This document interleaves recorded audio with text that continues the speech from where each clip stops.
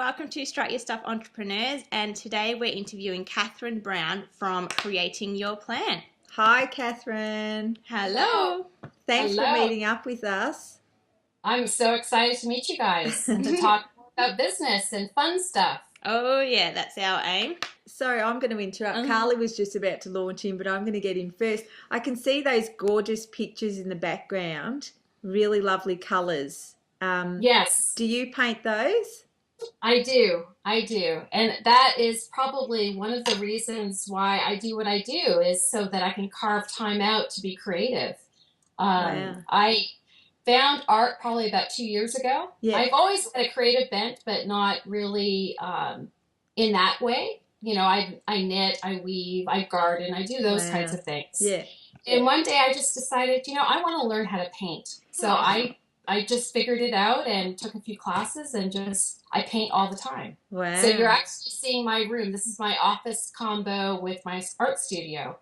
So I yeah. absolutely love that because I'm creative as well, and I've always wanted to be able to draw and paint, and I think it's so amazing that you can just do whatever you want, whatever part of life that you're in at the moment. So have you always had a love for painting and art? No. Ah. Well, no, not really. I mean, I have sketched and doodled, most kids do as they're growing up. But I think I lost touch of that as I grew older, get really into business and corporate and having a career and all that. And like I said, about a couple of years ago, I just had this deep desire, just like, I feel like something is missing. And I knew what it was. As soon as I started sketching and drawing and painting, it was like, this is what's missing. Wow. I need that creative juice. It was starving. Yeah. You have that emptiness, and it's like that's what's missing. I Wow. need that creative outlet, something to express myself. Whether anybody likes my art doesn't even matter. Yeah. Yeah, exactly. Truly, I can make the biggest mess, and I'm in hog heaven. I mean, I'm just like, and one of the things you probably can't see, but against that back wall, I have splattered paint, and I just noticed that this week, and I'm just like, I'm glad my husband hasn't seen that yet because he's like, what the heck are you doing in here? So yes. So how did you start? Fun. How did you start your entrepreneurial journey? Well, I actually first started probably when I was early 20s. I had a really good friend. We both liked making jewelry, so we would sell jewelry at our local, you would call it kind of a swap meet, kind of a market area. And so that was something fun just on the side. But as time goes on, you get busy and you actually get a real job and a career and responsibility that kind of went to the side. And I would say the past probably 4 or 5 years, I've kind of felt like I've got a bigger calling than what I was doing. And even though I love, what I do, I thought, I need to explore this a bit more. So, it was a lot of kind of digging deep and thinking, what kinds of things do I enjoy doing? What would I absolutely do if I could and didn't worry about money? And just started kind of, thinking about that and journaling a lot and, talking to my husband and just brainstorming around it and talking to friends and family and saying, well, what do you think? Not like I needed their approval, but more like, am I crazy? Yeah. I just wanted to ask, what is it that you do now? So you got out of corporate life. So what is your business now? My business is about project and systems planning. So basically, I help coach other entrepreneurs, especially creatives, who tend to be a little bit more relaxed, we'll put it that way, when it comes to actually having systems for their business. And they're more of spur of the moment, it'll all work itself out, and maybe not as structured, perhaps, as they need to be. Okay, I see there's a lot of finger pointing going on. And so my goal is because I can totally speak to that. I can be, when I'm in creative mode, I am messy. I mean, truly, I am a big mess. I mean, everything is everywhere. And I can have that foot in that life, but I also see when I have my systems running the way they need to be, that my stress level is lower, my overwhelm is non-existent, I don't snap at my husband, my cats don't run away from me, and I can sleep. I actually, I feel really relaxed, and excited and energized and not like this burden, like, oh my God, I can't do this. It's too much. Yeah. And I think myself personally, I kind of always put it in the back, the back end. I don't want to deal with having to be organized. But it's really, is it quite simple, all the strategies that you offer? It is. I really like my idea about systems planning and project planning in general is working with how you like to work. I don't want people to feel that they're all boxed into this little space that they have to do it the way I'm telling them. So a lot of what we do is we explore how they currently work and we identify those spots that are absolutely broken and are not working or have so many leaks in them that it's just they might as well not have a system in there at all. So we look and we do a little bit of triage around that first. So I look for things that they like that are working and we build on those strengths and then we build out the parts that are not working and say, okay, let's figure out what would be the best avenue to get that result. So it's all about how they like to work, what they want it to look like when they're done, and imagine the experience that they want to have for their clients. When their clients interact with them, how do they want that to feel? What is that outcome that they're looking for?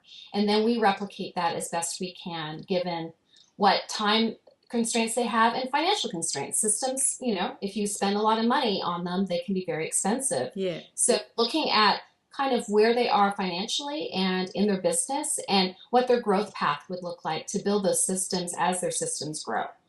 Wow. That's so basically you use a bit of reverse psychology, you get them talking about what they love and then bang, we talk about the elephant in the room and then and then you clean it all up for them. Exactly. And we do it, I feel like I'm their partner. Yeah. We do it this in a very partnership manner because they have to own the system. I could create a system for them, but will they use it? It's got to be theirs. They have to have full ownership of it. So we work a lot together, whether it's in a Google document together, but we work together to brainstorm what that's going to look like and we test it and then we tweak it and then we test it again until they get to a point which is like, yes, this is it. And knowing that they're going to have to, readjust as time goes on because nothing is static in business. Yeah, of course. We constantly have to shift. I actually wanted to ask a question about your art again because I keep looking at it. Do you incorporate that actually into your business? I was going to ask the same thing. I do. In fact, on my website, you'll see the gal with the blonde hair in the background. She is my creative muse. She showed up in my paint one day. And when I was struggling figuring out about my website in general and like colors and what was my theme going to be, I was trying to be way too corporate when I first started. I was like, this isn't me. This is totally not me. So I spent weeks playing in the paint and one day she showed up. Wow. And I'm just like, okay, I have my color scheme and I know what I want to do. It all just kind of blended together. So she actually was my creative muse and she's going to be on my website for as long as she feels like she needs to be there, but she has a name. Yeah, we had a name contest for her, and her name's Annabella. So she's got to have a real person. Yeah. But how I incorporate art as far as my clients go is I really encourage for them to spend time doing creative activities. Yeah, especially if they have been so frantic working on their business, they have not carved out time to do that. They need to build that in. And I make that a very high priority. Business will happen, but you've got to take time to replenish that creative well, because if that well is dry and you're in drought mode, you cannot put an idea together if your life depended on it. Yeah. So you absolutely need to do that. Yeah. And so for some of them, especially if they've not been creative for a while, we'll do some creative activities. I'll challenge them to go out and get a kid's set of watercolor and some watercolor paper and just go ahead and paint and make a mess. And just, and just set aside 15, 20 minutes and just do that. And and report back. How did it feel? Yeah. Or to start journaling. You know, a lot of them have not journaled in a long time or written down in a very safe way kind of what's going on and what they're feeling. Because it's all, we're holistic beings, all of us have to fit together to really, show who we are and be authentic and show up, right? Yeah. And I think it's a lot of us that don't do that, we're fearful, and I think it's got to do with the fear of success. So it's if I do take that time out, then the answers are going to come, and I'm going to know what I have to do. Oh, sorry, our screen's just sort of decided to put something in, so we can, there now I can see. Yeah, I think you're absolutely right. I feel that when we take time out from our businesses, we listen and we hear better for what we should be doing next or what we should be doing differently.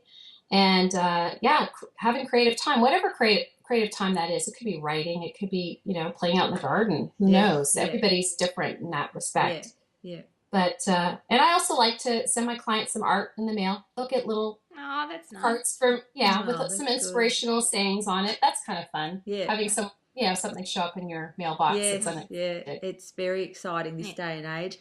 I actually wanted to go back a bit. You mentioned at the beginning when you're becoming an entrepreneur, actually telling your friends. Did you find you had a support network, or it was hard to find that support network to get them to believe what you want to do?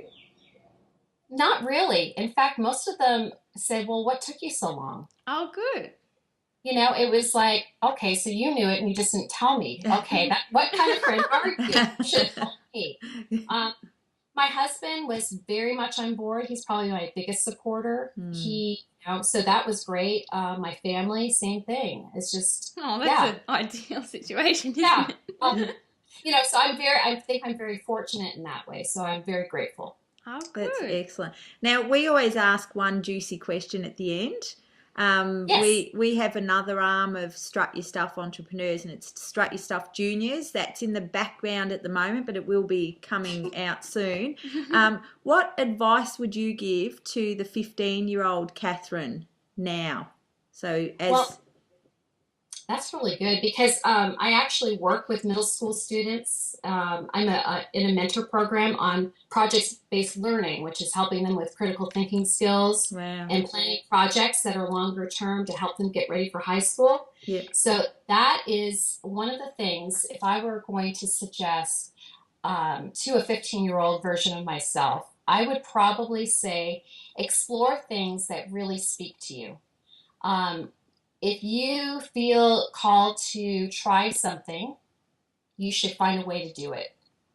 Talk to your families, get their support, and be very open with the kinds of things that interest you. And don't shut down and say, oh, I don't think I'll be very good at it.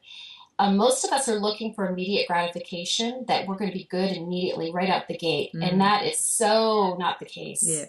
If I look at my first painting, I'm just like, oh my gosh, I would never show that to anybody. I'm so embarrassed, but we grow. Yeah. And so that 15-year-old needs to realize things come with time, but she needs a time to explore those things. She needs to I would really encourage her to journal and write about what she's thinking about, share it with someone that she trusts, a mentor of some sort, whether it's her parents or someone close to her that she could talk to, and really explore all those opportunities, and don't say, no, it's not the right fit, and give it time. Things that are right don't necessarily tell you right away that they're correct for you. You gotta invest some time and try it out.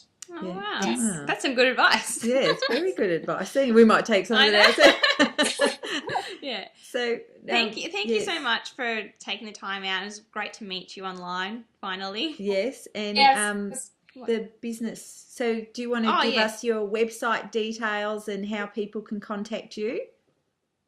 Absolutely. My website is creatingyourplan.com.